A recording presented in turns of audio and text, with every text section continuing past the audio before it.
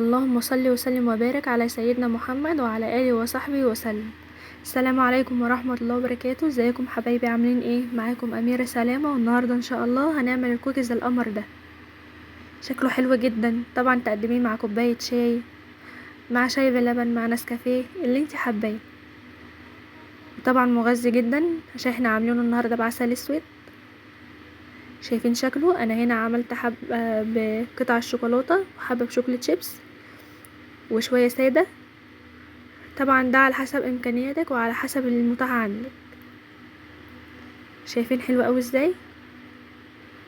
حلو جدا، والاطفال بتفرح بيه جدا جدا. يلا نشوف عملناه ازاي. هنا عندي 3 كوبايات من الدقيق، وهنا حاطه على كوبايه من الدقيق ذره ملح وربع معلقه صغيره من بيكنج باودر، بيضه، وحاطه عليها باكت من الفانيليا، كوبايه عسل اسود، ونص كوبايه زبده على سمنه. طبعا ممكن تحطيها سمنه بس او زبده بس او خليط بين ده وده او حتى زيت بس، على حسب المتاح عندك. هنضيف العسل الاسود، نحط عليه البيضه. انا بقول لكم هنا ان انا حاطه باكت من الفانيليا. نقلب بقى كويس جدا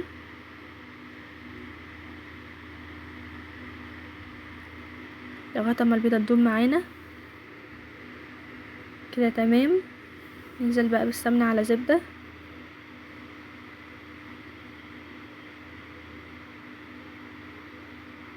ما توقفوش نفسكم على حاجه، المتاح عندك حطيه.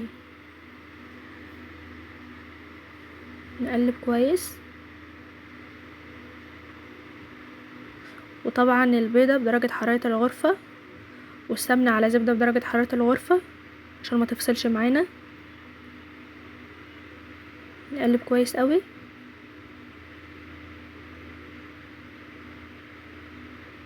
ندخل بقى الدقيق. هنضيف هنا كوبايتين الاول، وبعد كده نقلب. لو لقينا محتاجه الكوبايه التالتة نحطها. ليه بقى؟ عشان كل دقيق بيبقى مختلف غير التاني.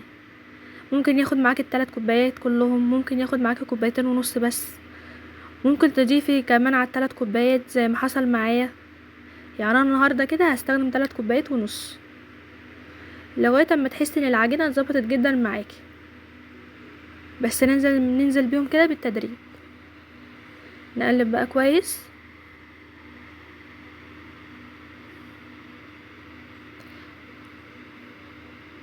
ما تنسوش تعملوا لايك وتفعلوا الجرس على الكل عشان يوصلكوا كل جديد، ويا ريت دعوه حلوه من قلبكم. نقلب بقى كويس لغايه اما دي يختفي معانا.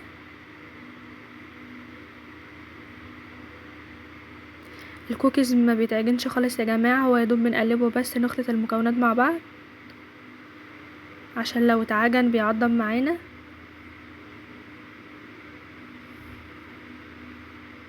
كده الخليط لسه سائل قوي معايا. هنزل بالكوبايه كلها مره واحده. تمام. نقلب.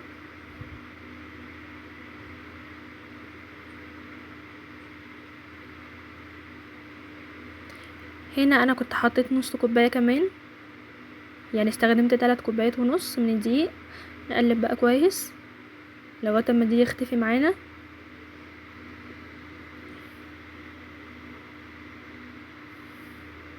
طبعا انا مولعه الفرن عشان يسخن قبل ما اخلص. هو مش هياخد معاكي 10 دقايق، وهتكوني مشكلاه وحاطاه في الفرن كمان. كده خلاص، كده تمام جدا معايا. بتعرفوا تمام ان هو منين؟ بتحطوا قطعه كده في ايديكم وتبرموها، لقيتوها تمام ما بتلزقش في الايد، يبقى كده تمام، الخليط جاهز. وهنا معايا صينيه الخبز. انا بحب اخبز في الصواني الالومنيوم يا جماعه، بتسوي التسويه مظبوطه جدا. وهنا معايا شوكليت شيبس وقطعه من الشوكولاته. نشكل بقى. وطبعا حجمه ده بيرجع لك انتي. انا حبيته النهارده اعمله صغير، عايزاه وسط كبير، اللي انتي حباه، بس طبعا هو كده حجمه حلو جدا. ما بنبططوش خالص يا جماعه، بنكوره كده بس ونروح حاطينه في الشوكليت شيبس ونشيله نحطه على طول.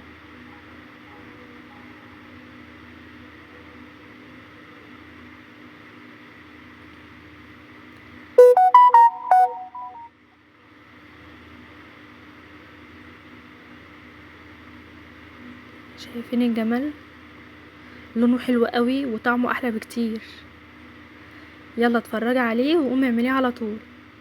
بس قبل ما تقومي ما تنسيش تعملي لايك واشتراك للقناه وتفعلي الجرس على الكل.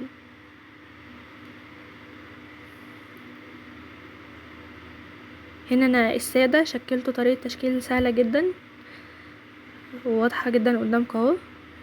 شكلها مقطع سكينه اللي انتوا حابينه.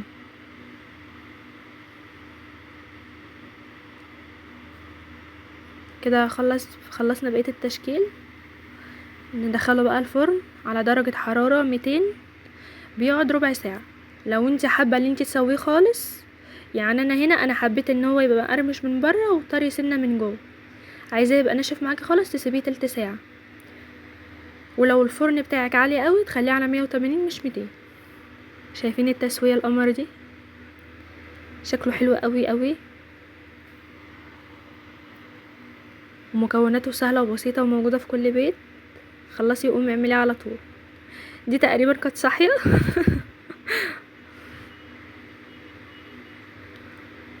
يلا نقدمهم مع بعض.